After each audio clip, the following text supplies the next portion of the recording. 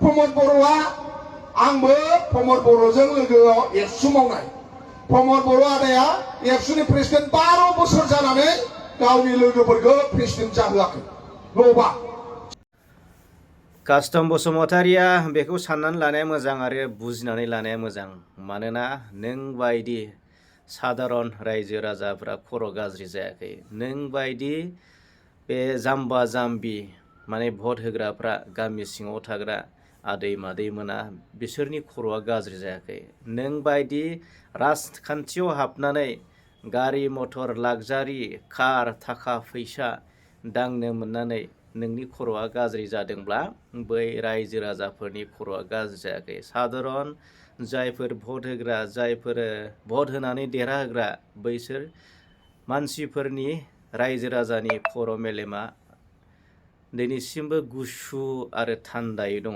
आरो बिथांमोना सानगासिनो दं नोंसोरनि भाषण नोंसोरनि लेक्सार नोंसोरनि बुंनाय रावफोरा बेसेबां अजन दङ बेसेबां गिलिर दङ बेसेबां ओंथि दङ बेसेबां गनायजाथाव बेसेबां लाथाव बेखौ थन्न थन्न बासिगासिनो दं सायख'गासिनो दं आरो बिनि फिननायखौ मोननो थांगासिनो दं मानोना बिपिएफ पार्टिया फैगौ बिसायख'थियाव जेरैबायदि बंफाङाव जेरैबायदि रोदा गैया नङा होमबा बंफाङाव जेरैबायदि रोदा गैया बेबायदि रोदा गैयै बायदि माने जोबनो थांगासिनो दं रायजो राजा नोंथांमोन मानोना बिथाङा राजखान्थियाव हाबनानै खर'आ गाज्रि जाबाय मेलेमा गाज्रि जाबाय थाखा फैसा दांनो मोननानै खर'आ गाज्रि जाबाय मानोना रोदा गैयै दंफाङाबो जे थाङो बेखौ बिथाङा बावगारबाय माने कास्टम बसुमतारिया रोदा गैयै दंफां दालाया दानस'नानै गायब्लाबो थाङो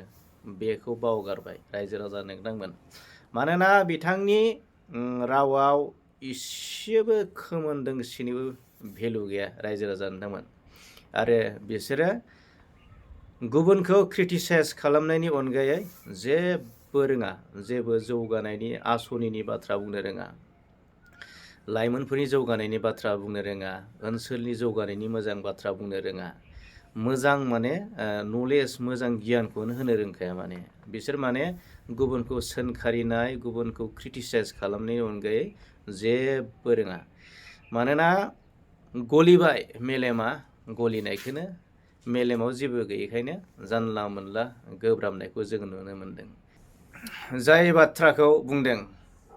बाथ्राखौ बुंदों गावबुरानिफ्राय लानानै सेक्रेटारिनिफ्राय लानानै बेफोरो माबा ओंथि दं नामा नाथाय गामिनि गावबुरा जानाया आलादा बाथ्रा गामियाव सेक्रेटारि जानाया आलादा बाथ्रा नाथाय राजखान्थियाव एमपि जानाया आलादा बाथ्रा एमएलए जानाया आलादा बाथ्रा थ' बेजों मालाबाबो रुजुजाया मानोना कास्टम बसुमतारिनि बुंनाय रावा ओंथि गैया आरो बेसेन गैया रायजो राजा नोंथांमोन आरो नोंथांमोना मोनथिगौ आरो ससियेल मिडियायाव जोङो खोनाबायानो थायो माने कास्टम बसुमतारिनि सायाव माने अजद अभिजुग माखासे गोबां कमप्लेन दं माने बर' फरायसा आफादाव खामानि मावदोंमोन गावनो माने खुद गावनो बेक्तिगत बियो फोरमान लादों दुलाराय बर' फरायसा आफादाव खामानि मावदोंमोन नाथाय दुलाराय बर' फरायसा आफादनिफ्राय मा जाहोननि थाखाय बिथाङा एरख'जादोंमोन मा जाहोननि थाखाय बयकट खालामजादोंमोन दा कास्टम बसुमतारिया बेखौ रायजोनि सिगाङाव बुंनानै लायोबा मोजां मानोना कास्टम बसुमतारि मानाव गेदेर प्रमद बर' सारा दुलाराय बर' फरायसा आफादाव 12 बोसोर खामानि मावबोनायखौ रायजो राजाफोरा सिनायै गैया रायजो राजाफ्रा मोनथियै गैया रायजो राजाफोरा मानाव गेदेर प्रमद बर'नि सोमोन्दै मोनथियै गैया नाथाय मानाव गेदेर प्रमद बर' बायदि दुलाराय बर' फरायसा आफादाव थानानै हारिनि जाथिनि थांनाय थैनायनि हारिनि राव थुनलाइ सिनायथि जौगानाय आरो थामोनथानि थाखाय दुलाराय बर' फरायसा आफादाव जिउयै माहामै खस्थ' खालामनानै बिथाङा हारिखौ खौसेथि खालामदों हारिनि थाखाय बड'लेण्ड दाबिनायनि गेजेरजों हारिखौ खौसेथि खालामदों हारिखौ गेरेमसा हारि दानायनि बिथाङा सिमां नुबोदों बड'फानि सिमां बड'फानि सिमां बर' हारिखौ गेरेमसा हारि दानायनि सिमां let live and let live जिथुनाखि मोन्थोरनि गेजेरजों हारिखौ गसंदों, हारिखौ गायसंदों, हारिखौ इस्टाब्लिश खालामदों, हारिखौ खौसेथि खालामदों, हारिनि गेजेराव गोजोनखौ लाबोदों, हारिनि गेजेराव जौगानायखौ लाबोदों, हारिनि गेजेराव दाङाबाजि पुलिस आर्मि गावथारलायनाय किडनेप खालामलायनाय गावजों गाव बुथारलायनाय हाथियारजों हाथियार गावलायनाय बै गामिजों बै गामि थांलायनो हाया, बै न'खरजों बै न'खर नायलायनो हाया, बर'जों बर' नायलायनो हाया, आर्मि पुलिसनि उपद्र बेसेबां माने बर' आइजोफोरा जिनाहारि खालामजादोंमोन, बेसेबां माने लैसै खालामजादोंमोन, गावथारजादोंमोन, सिखाव साजायनानै गावथारजादोंमोन, उग्रपन्थी साजायनानै गावथारजादोंमोन, बायदि बायदि मुं सुनानै गावथारजादोंमोन।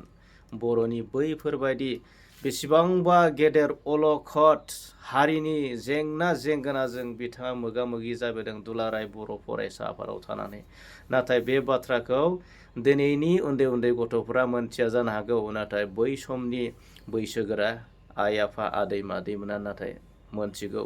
रोजा रोजा लाख लाख सुबुङा बर' मानाव गेदेर प्रमद बर'नि फल'वार्स जानानै बिथांनि उन उन बड'लेण्ड दाबिनायाव सोमावसारनायाव लोब लोब बाहागो लादोंमोन, बारसोमदोंमोन रायजो राजा नोंथांमोन। नाथाय प्रमद बर'आ दिनै बड'लेण्ड सोमावसारनायनि गेजेरजों हारियाव गोजोन लाबोनायनि उनाव, हारियाव सान्थि फैनायनि उनाव बर' हारियाव गोजोना फैदों होननानै बुङोब्ला मानाव गेदेर प्रमद बर'नि थाखायसो।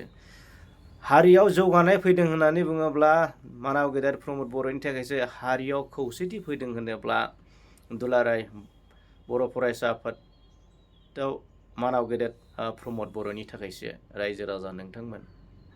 नाथाय दिनै 2020 मायथाइनि 27 जानुवारियाव गोजोन गोरोबथा जानायनि उनाव बर' हारियाव अरायनि थाखाय गोजोननि बारा बारदोंमोन, गोजोन जौगानायाबो सोलिबाय थादोंमोन, गोजोनाबो सोलिबाय थादोंमोन रायजो राजा नोंथांमोन।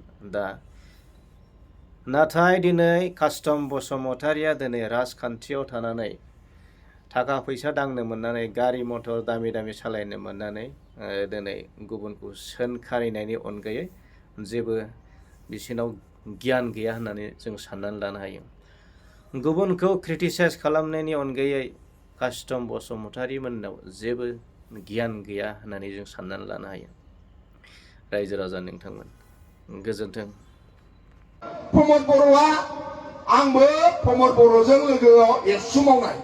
प्रमद बर' आदाया एबसुनि प्रेसिडेन्ट 12 बोसोर जानानै गावनि लोगोफोरखौ प्रेसिडेन्ट जाहोआखै। न'बा सोरबा 12 बोसोर प्रेसिडेन्ट जायो नामा? आरो दा मा खालामबाय? प्रमद बर'आ रायजो सभानि एमपि, इउपिपिएलनि प्रेसिडेन्ट, गयबारिनि एमसिएलए आरो एमएलए गेलेनो दारायबावनो नागिरदों। ओरैबादि लबिया। सासे मानसियानो एमसिएलए, सासे मानसियानो एमएलए, सासे मानसियानो एमपि जायो नामा? जायो। नोंसिनि गामियाव बिदि दं, सासे मानसियानो सेक्रेटारि, सासे मानसियानो गावबुरा, बिदि नुगोन नोंसोरो?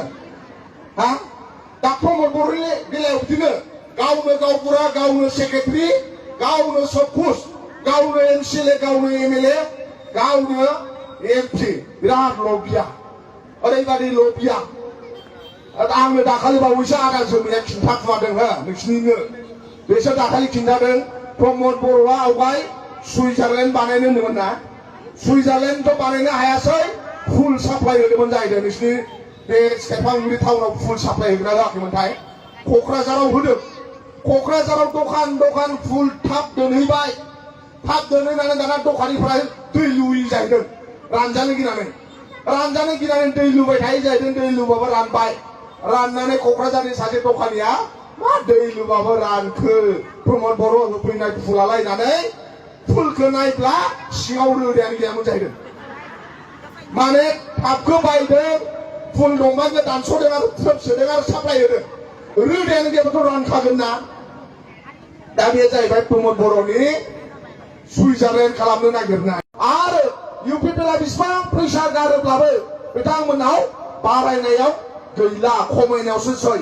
दा इउपिपिएल जोंनाव हाबनायासो दंसै जोंनिफ्राय इउपिपिएलाव थांनाय गैला ओंखायनोथ' गबिन्द बसुमतारी डिपुटि चिफ सारा बे डाटाखौ नायनानै आं उदालगुरियाव एमएलए गेलेलालै होननानै सारेन्डार जाखादों लेखा गोरों नालाय सालाखा दा ओंखायनो जाय जाय लेखा गोरों इउपिपिएलना एसे एनै बुजिनो गोरों बिथांमोना मा बुंबाय जानला मोनला थाखा फैसा गारना लाब गैला आं गेलेला होननानै मालाय जिरायखाबाय जाय जाय एसे दुगा दं एसे थिफुला बिथांमोनासो गेलेनो नागिरगासिनो दङ मिथिबाय दा ओंखायनो इउपिपिएलआ खुनु फटे देरहाया बेखौ होनो डेटा आरो डेटाखौ जाय नायो बेखौ मोजाङै बुजिगोन जोंनाव फ्राय 13 लाख भट दं एनडिएआ